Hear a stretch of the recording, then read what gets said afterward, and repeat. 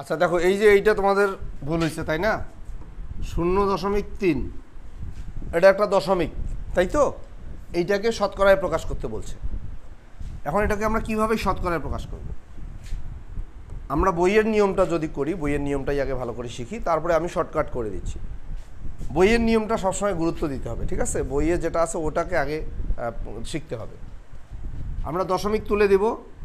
আচ্ছা, উপরে থাকবে 3, দশমিক তুলে দিলাম, দশমিক যে তুলে দিলাম তার জন্য এখানে একটা 1 আসবে, আর দশমিকের পরে একটা অঙ্ক আছে, এখানে একটা 0 আসবে।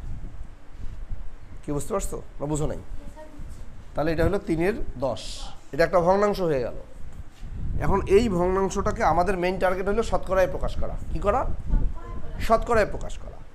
তো শতকরায় প্রকাশ করতে গেলে হরে 100 থাকতে হবে। কত থাকতে হবে? 100। হরে কত থাকতে হবে? 100। কারণ শতকরা এমন একটি ভগ্নাংশ যার হর সবসময় 100 হয়, ঠিক আছে? কিন্তু এখানে হর কত আছে? 10। এখানে হর কত আছে? 10।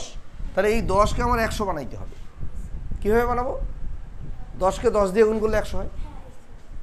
তাই আমি এইটা লিখলাম, এখানেও 10 দিয়ে গুণ করলাম, এখানেও 10 দিয়ে গুণ করলাম, ঠিক আছে? আচ্ছা, গুণ করলে কি হয়? 10 দিয়ে 3কে গুণ করলে 30, আর 10 আর 10 গুণ করলে কত? 100।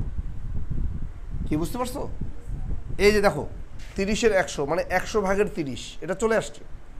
তার মানে 100 ভাগের 30 মানে 30%, মানে আমাদের শতকরা কিন্তু হয়ে যাবে। এখন আমরা এই 100টাকে এখান থেকে বাদ দেব, 100টাকে এখান থেকে বাদ দেব, এবং তার পরিবর্তে এখানে আমরা 30%, এই 100কে উঠাই দিলাম, তার পরিবর্তে এখানে লিখলাম 30%।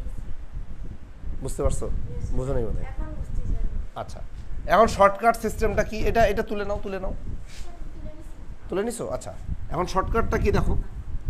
শর্টকাটটা হইল যে কোনো সংখ্যাকে, সেটা ভগ্নাংশ হোক আর দশমিক হোক, ওইটাকে শতকরা করার সহজ বুদ্ধি হইল ওখানে 100 দিয়ে গুণ করবা। ওটাকে 100 দিয়ে গুণ করলে এটা শতকরা হয়ে গেল। 100 দিয়ে গুণ করলেই শতকরা হয়ে গেল। তাহলে 100 দিয়ে গুণ করলে এইটাকে 100 দিয়ে গুণ করলে কত হয়? 30 হয়।